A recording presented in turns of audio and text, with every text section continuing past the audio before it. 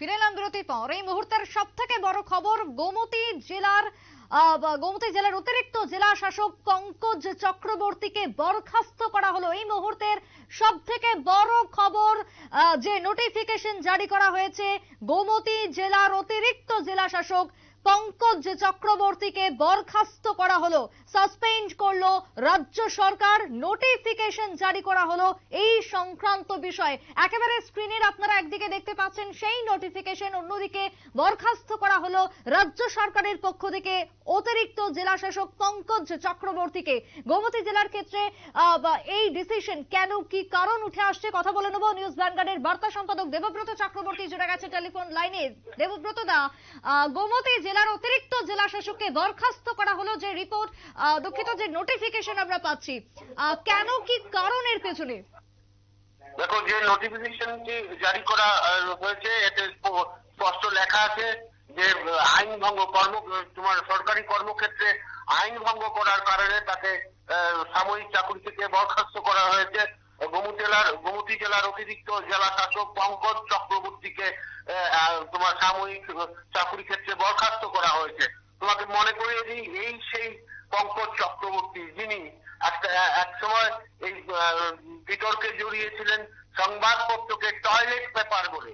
এই সংবাদপত্রকে toilet paper বলে যে টিসিএস অফিসার বিতর্কে জড়িয়েছিলেন, সেই টিসিএস অফিসার এই পঙ্কজ চক্রবর্তী এবার সরকারি নিয়ম ভঙ্গের কারণে শাস্তি স্বরূপ বরখাস্ত হলেন, চাকরি থেকে সাময়িক বরখাস্ত হলেন। তিনি বর্তমানে গোমতী জেলার অতিরিক্ত জেলা শাসক হিসেবে নিযুক্ত ছিলেন এবং সেই নোটিফিকেশনে বলা হয়েছে যতদিন পর্যন্ত এ ব্যাপারে পরবর্তী যে নির্দেশ না আসবে ততদিন পর্যন্ত তাকে কিন্তু তার যে চাকুরিস্থল, সেই চাকুরিস্থল তিনি ত্যাগ করতে পারবেন না।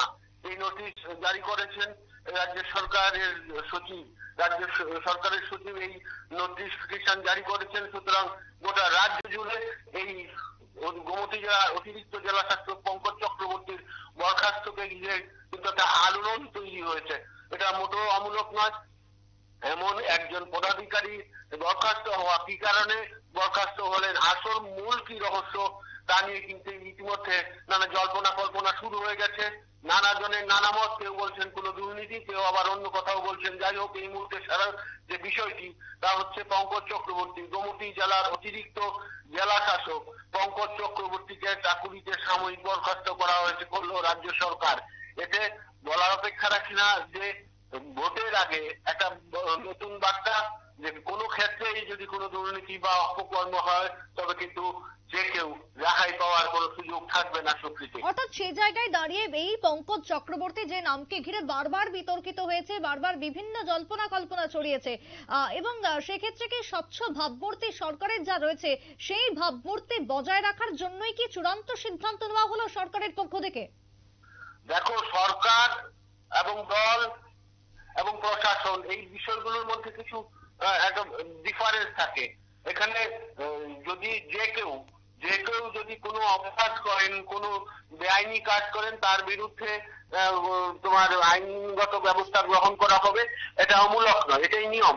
সুতরাং নিশ্চয়ই এমন কোনো কিছু আমরা চেষ্টা করব কি কারণে তাকে বরখাস্ত করা হলো তা খতিয়ে বের করার জন্য আমরা পুরোদমে চেষ্টা করব। শেষ পর্যন্ত আমরা দেখাবো কি কারণে তাকে বরখাস্ত করা হলো।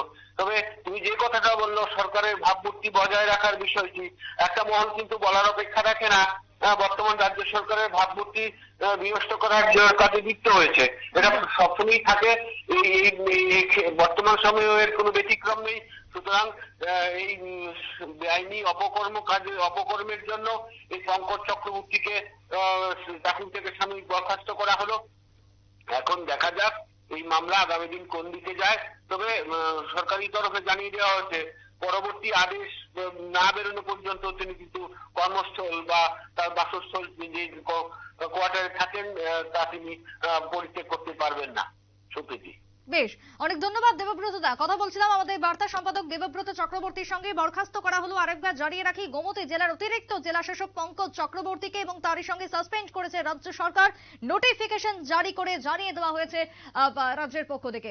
এখনকার মতো সংবাদ এখানেই শেষ করছি। পরবর্তী নিউজ আপডেট দেখার জন্য চোখ রাখবেন শুধুমাত্র নিউজ ভ্যানগার্ডের পর্দায়। নমস্কার।